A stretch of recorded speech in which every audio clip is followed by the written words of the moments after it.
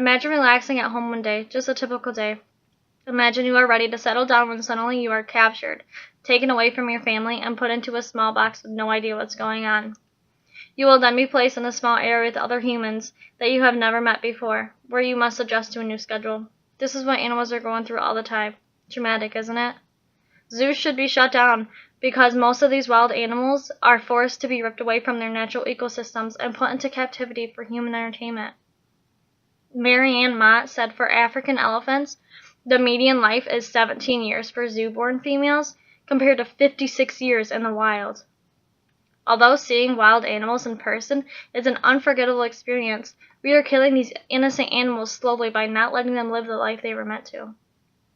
Wild animals should not be kept prisoner for human entertainment, while it is damaging and cruel for these innocent creatures.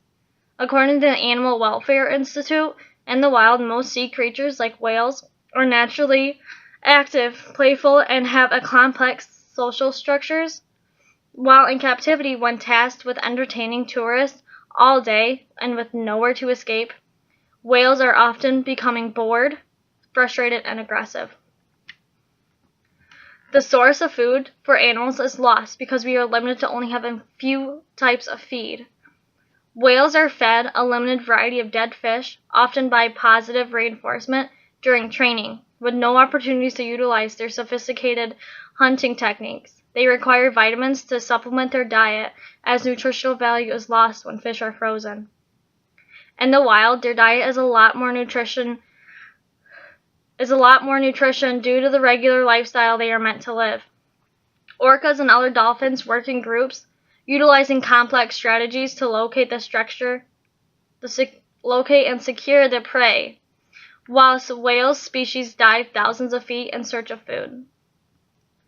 Since many people are in favor of zoos and shutting down every single zoo is most likely not going to happen, there are some solutions to make a positive ecosystem for the animals. Combine mixed species for companionship to make it more of a real feel for the animals, and expand the habitat so the animals aren't contained in a small area. Experiment to see what animals work best. The baboons I studied many hours with impala, Thompson's gazelles, bat-eared foxes, and warthogs, all whom responded to each other's alarm calls. I observed a wild baboon playing with a juvenile zebra and a juvenile spotted hyena soliciting play with baboons. So such encounters must be common. We simply aren't aware of them because we hardly ever present to witness them, says Smuts. While in a sanctuary where animals are nursed back to health after being rescued instead of taken, a lion named Anthony and a coyote named Riley, who are seen as enemies, have taken a liking to each other. Riley accompanied Anthony when he left the sanctuary for surgeries for a birth defect because the animals experienced such intense separation anxiety that one wouldn't eat without the other one present. Stop making zoos about entertainment and make them more about the well-being of the animals. Animals tend to be put in situations that they would have never encountered in the wild. Zoos tend to make animals more aggressive. Many animals cope with unstimulating or small environments through stereotypic behavior, which in zoological parlance is a repetitive behavior that serves no obvious purpose, such as pacing, bar biting, or figure-8 swimming. Repetitive hair plucking and regurgitation and reingestation, which is the practice of repeatedly vomiting and eating the vomit, are also common in captivity.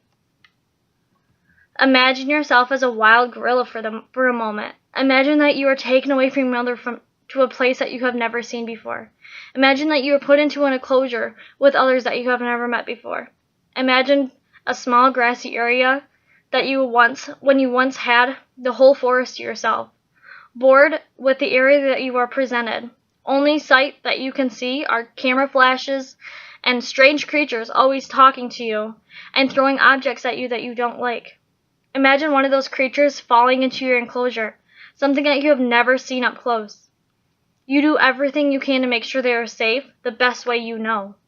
When suddenly you hear screams and a different creature starts shooting something harmful at you. You might recognize this situation. The gorilla I'm referring to is Harmaby. This would not happen if zoos were not in this situation. Harmaby would still be alive, living his life in a forest with his family.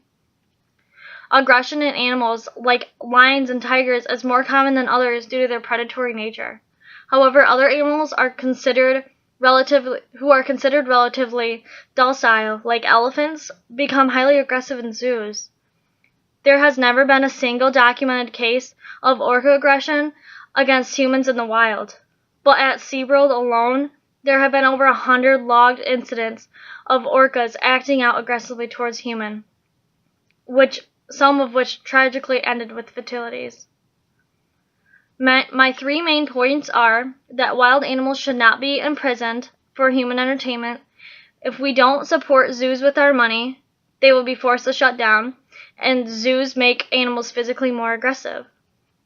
Zoos should be shut down because most of the wild animals are forced to be ripped away from their natural ecosystems and put into captivity for human entertainment. We need to try our best to be the change and to not fund zoos. Wild animals will be able to stay free without zoos.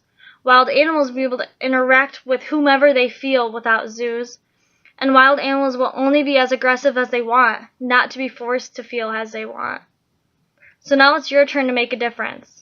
Stop funding zoos, and if you absolutely need to see wild animals, then see them in their natural habitat. Be the change.